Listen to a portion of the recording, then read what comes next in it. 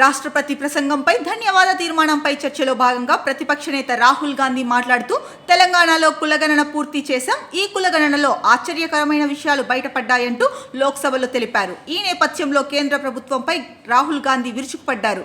దేశంలో 90% జనాభా ఉన్న ఓబీసీలు, దళితులు, ఆదివాసీలు, మైనారిటీలకు హక్కులు దక్కడం లేదన్నారు.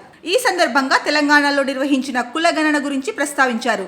తెలంగాణలో కులగణన పూర్తి చేశామని, 90% జనాభా ఈ వర్గాల వారే ఉన్నట్టు తేలిందన్నారు. తెలంగాణ జనాభాలో 90% మంది ఓబీసీలు, దళితులు, ఆదివాసీలు, మైనారిటీలు ఉన్నారంటూ రాహుల్ గాంధీ వివరించారు.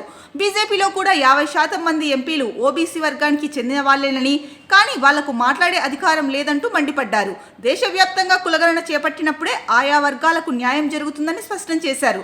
దీనికోసం దేశవ్యాప్తంగా కులగణన చేపట్టాలని డిమాండ్ చేశారు. కాగా రాష్ట్రపతి ప్రసంగంలో కొత్త విషయాలు లేవని, నిరుద్యోగ సమస్య నుంచి దేశం బయటపడలేదని రాహుల్ గాంధీ పేర్కొన్నారు. మేక్ ఇన్ ఇండియా వల్ల ఎలాంటి మార్పు జరగలేదని వివరించారు.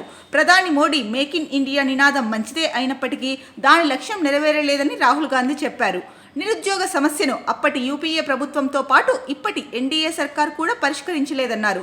ఉత్పత్తి రంగంలో చైనా మనకంటే 10 ఏళ్లు ముందుందని, భారత్ పూర్తిగా వెనుకబడిపోయిందంటూ పేర్కొన్నారు. తయారీ రంగంపై ప్రభుత్వం దృష్టి సారించాలని సూచించారు. ఇక మహారాష్ట్ర అసెంబ్లీ ఎన్నికల్లో గోల్మాల్ జరిగిందని తీవ్ర ఆరోపణలు చేశారు రాహుల్ గాంధీ. ఓటర్ల జాబితాలో అవకతవకలు జరిగాయన్నారు. ఎన్నికలకు ముందు 5 నెలల్లో 70 లక్షల ఓటర్లను చేర్చారని, దీనిపై ఈసీ సమాధానం చెప్పాలంటూ రాహుల్ గాంధీ డిమాండ్ చేశారు. షిరిడీలో ఒకే భవనంలో 7,000 మంది ఓటర్లను చూపించారంటూ రాహుల్ పేర్కొన్నారు. లోక్సభ ఎన్నికలతో పోలిస్తే అసెంబ్లీ ఎన్నికల్లో ఓటర్లు పెరిగారని, ఈసీ ఓటర్ల డేటాను విడుదల చేయాలని రాహుల్ డిమాండ్ చేశారు.